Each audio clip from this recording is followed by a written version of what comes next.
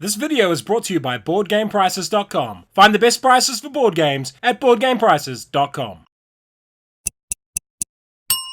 Kia ora, and welcome to Legendary Encounters, an alien deck building game in about 3 minutes. It is a game for 1 to 4 players. It has a solo mode. Playing time is around an hour. It's a moderately complex game. The damn company has pulled you out of hypersleep and redirected the ship to some unknown rock. You found a shipwreck full of eggs, and one hatched and latched onto Kane. You thought he was fine until dinner that evening, when a thing burst out of his chest. And now it's loose on the ship, and you're determined to take action. Time to crawl into the air vents and find this thing. Hopefully Parker, Lambert, and Ripley have your back. Each game will have 3 objective cards. You need to complete the goals listed on each of them, 1 at a time, to win. Cooperative. Everyone is working together to stop the xenomorph threat. Deck building. You start the game with a set of basic cards and add more powerful cards to it as you progress through the game. Player turn. Each player selects an avatar, takes the associated special card, 7 specialist cards which have 1 star on them, and 5 grunts which have 1 slash on them. This is your starting deck. You will draw 6 cards to form your hand. Before you act, a new card is added from the hive deck into the complex. This pushes all cards left 1 space. If there is a gap, however, cards only get pushed into that gap and no further. Stars are primarily used to buy cards from the HQ.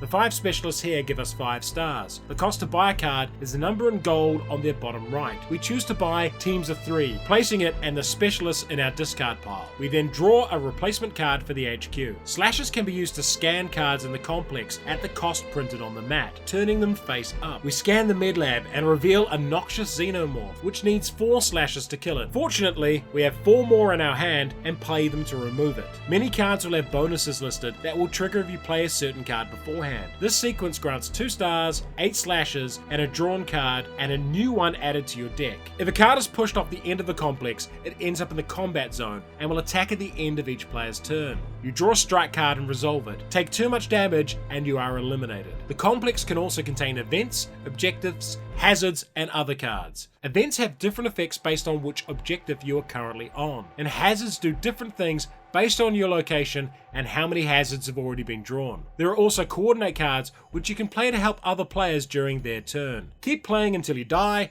or the 3rd objective is complete. Why would you like this game? Alien is a very solidly built cooperative deck builder that is massively bolstered by its theme. You can play the game in movie mode, where you play the 3 objectives for each movie in the appropriate location with the characters from the film. Or you can completely change that up and make your own Alien film using any combination of objectives and locations. Heck, you can play aliens with the cast of that film, or swap them out for 4 different versions of Ripley.